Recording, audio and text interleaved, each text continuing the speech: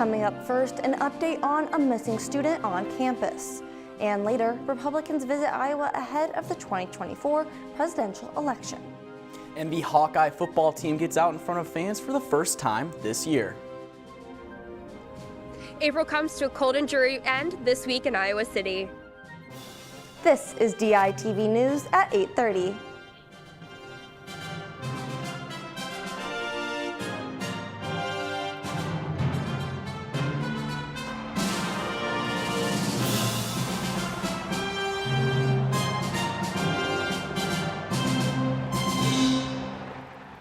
Good morning, and thank you for tuning in live to DITV and KRUI 89.7 FM.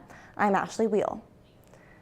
A body believed to be Christian Martinez was found in the Iowa River on Saturday. Martinez, a University of Iowa student, went missing last week. He was last seen on April 15th. A report of a possible body in the east bank of the Iowa River was reported to Iowa City Police on Saturday, and the Johnson County Medical Examiner's Office is working on positively identifying the recovered body. And last week, Iowa's own Caitlin Clark put on a fundraiser in Coralville. DITV reporter Johnny Valtman has more on this event. On Friday, Iowa women's basketball star Caitlin Clark hosted a donation event at the Coralville Community Food Pantry. The event was part of Clark's Team Up Against Hunger campaign, and fellow Iowa hardwood star Connor McCaffrey joined Clark for the event. We have no idea how many people are going to come out, but Caitlin's obviously a huge fixture in this community, in the state, and the country now, and again, just grateful that she's here. So. Dozens of people from the Coralville and Iowa City communities came to the food pantry bringing donations for the cause. Dozens upon dozens of people came to the pantry with food donations. Other necessities were brought, such as diapers, tissues, and formula, along with some cash donations as well. We're just so grateful that she's using her platform to help us raise funds and raise awareness around the issue of hunger in our community.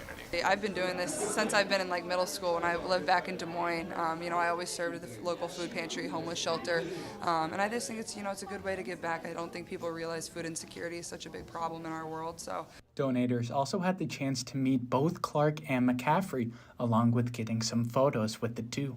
To be a part of that and see, the community give, not only myself in this fundraiser, but really the entire community really rally around this place and want to give back, I think is really the coolest part. Donors walked away today helping out a great cause and making a wonderful memory.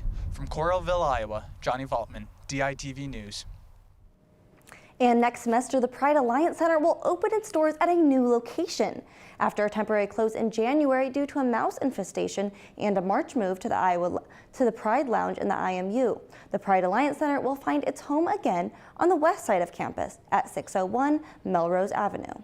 This announcement comes after the Iowa Board of Regents approved demolishing the house on Grand Avenue Court. While many are sad to see the old building go, the new location will keep the iconic red door to the Pride House, which has become a staple for the university's LGBTQ+ community.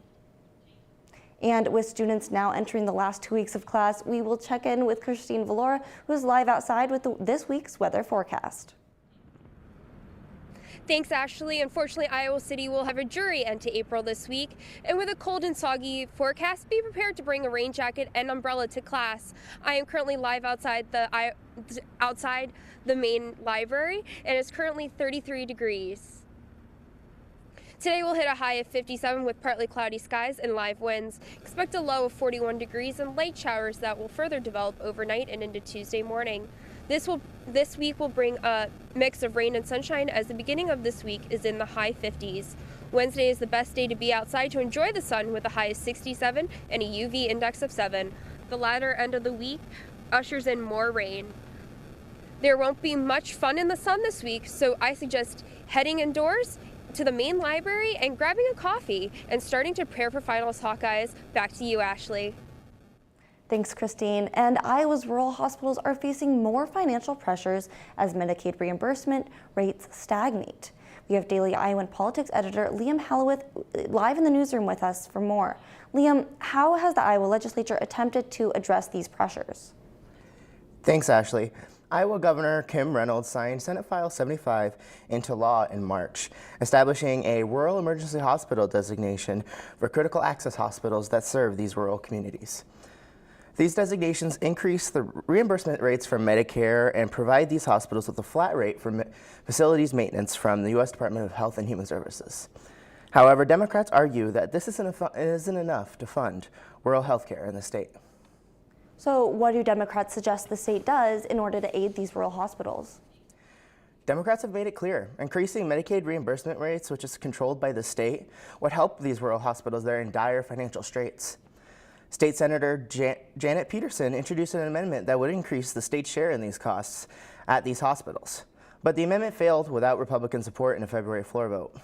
Experts agree with Democrats. Keith Mueller, the director of the National Rural Health Policy Center, told the Daily Iowan that increasing Medicaid reimbursement rates and embracing creative solutions would be the key to keeping these rural hospitals afloat, as 30% of rural hospitals nationwide face closure. Back to you, Ashley. Thanks, Liam. And you can find more on this story on thedailyiowan.com. And many Republican candidates came to Iowa over the weekend for the Iowa Faith and Freedom Coalition's annual spring kickoff in Clive, Iowa.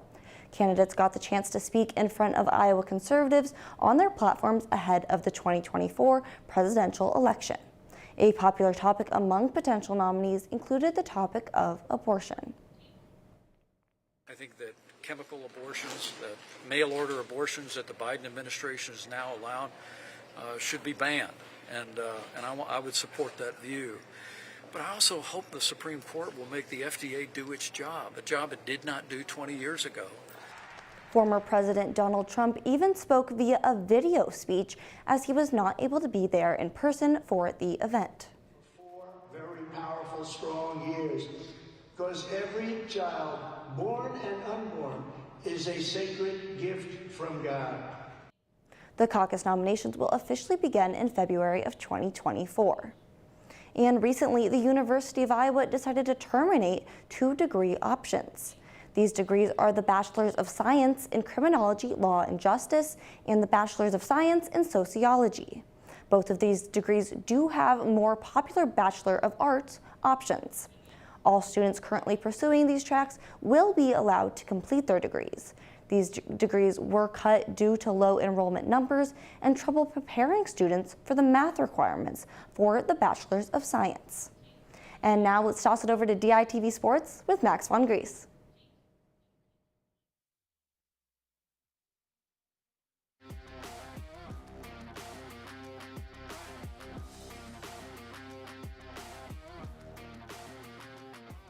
Thanks, Ashley. The Hawkeye fans got their first chance to see the new-look football team this year.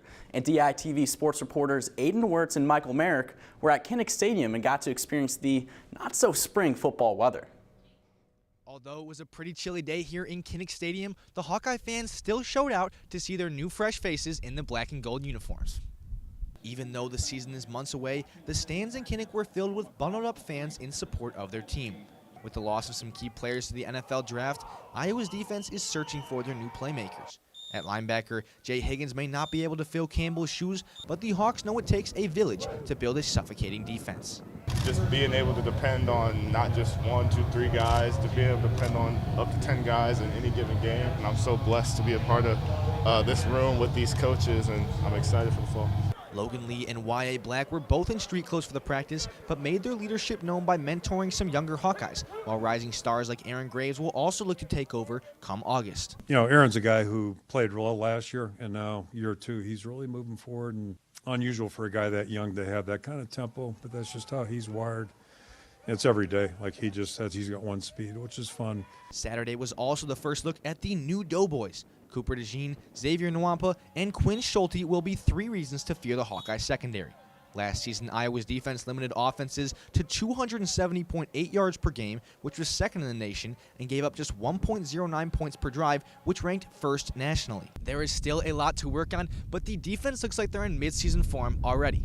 Michael, the offense also has a lot of new transfers. What can we expect from them come this next fall season? Well, Aiden, Hawkeye fans unfortunately didn't get to see a lot of Cade McNamara today, as he wasn't able to participate in the 11-on-11 drills because he's still rehabbing his ACL injury, but they did get to see a lot of him during the 7-on-7s. Let me tell you, him and Eric all look like they are the future of the Hawkeye offense.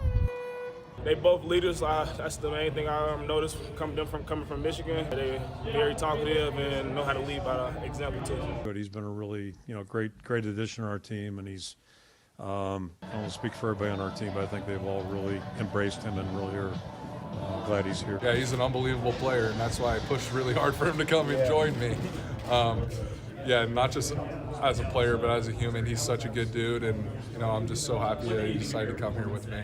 Eric in that room, the two of them they've really hit it off well. Seems like they really get along good together, and so what I'm hopeful, last year we ended up with two really good tight ends, and I think, you got a chance now to maybe start the season with two guys like that. There will still be plenty of questions come this fall season about what this Hawkeye offense is going to look like. Coach Ferentz has already come out and said major changes are not going to happen in the play calling, but with Brian Ferentz needing to average at least 25 points per game this season, something might have to change in Iowa City. From Kinnick Stadium, Michael Merrick, DITV Sports. Thanks, you two, but next time you might want to consider bundling up a little more, especially since Coach Ferentz believed you guys might need your heads checked after just rocking those sweet blazers at practice. And the Iowa baseball team had a cleanup on aisle 3 as they got their brooms out and swept the Nebraska Cornhuskers in their weekend series. Coming into the game, the Cornhuskers were atop of the Big Ten standings with a record of 7-1. But that quickly changed as the Hawkeyes played some of their best ball since winning against #1 ranked LSU back in February. The Hawkeyes had fallen down the Big Ten leaderboards, but this weekend's results certainly changed that. On Friday, the Hawks stole the night as they defeated Nebraska 11-6 in Game 1 behind a 4-for-4 night from stellar sophomore Keaton Anthony. And in Game 2 on Saturday, both teams would have to battle through brisk conditions, including some light flurries. But still, the Hawkeyes would get the commanding 8-0 win. And on Sunday, the Hawkeyes decided it was time for Nebraska to head home and got the season sweep of the Cornhuskers, beating them 6-1. This was a crucial series sweep for head coach Rick Heller and his Hawkeyes, and certainly will get them back into the mix of competing for a Big Ten championship. And unfortunately, it was not the best weekend for Iowa softball, as they also had a weekend series, but against the Minnesota Golden Gophers. The Hawkeyes would lose all 3 games of the series by a combined 11 runs, while only being able to score 1 lone run all weekend. After this weekend's play, Iowa sits at 8-9 in Big Ten play, which sits them in 8th in the Big Ten and a handful of games outside of the top 3 in the conference. The Hawkeyes will suit up for their next matchup against Iowa State on Wednesday. Come back Wednesday for more Hawkeye sports. Let's send it back outside to Christine with fun activities for this week's rainy forecast. Thanks, Max. There's no need for April showers to dampen your plans. Head to the Stanley Art Museum located next to the UI Main Library for some indoor fun. The museum is open Tuesday through Sunday and offers free admission. Their goal is to encourage the campus and community to experience global visual culture. This Thursday, April 27th, the museum is hosting an immersive opera composed by Nathan Felix, a Mexican-American composer from Brooklyn, New York. Performers will move around the gallery as museum visitors explore a variety of exhibits, including the inaugural exhibition, Homecoming, which will be located at the Stanley Museum of Art until July of this year. Back to you, Ashley, in the newsroom. Thanks, Christine. And last week, a family of ducks toured an elementary school in Ohio. The past 5 years, the ducks have lived in the sensory garden at Clear Creek Elementary School. This garden was where the mother duck would build nests and lay her eggs. This year, however, the ducks are being moved to a wooded space behind the school, where they will have more room to roam and be safer from outside interference. And thank you for tuning in to DITV News and listening to KRUI 89.7 FM. Be sure to head over to thedailyiowan.com for all your latest news between Monday and Friday. Check out more of our content on thedailyiowan.com/DITV. For DITV News, I'm Ashley Wheel. Have a great day.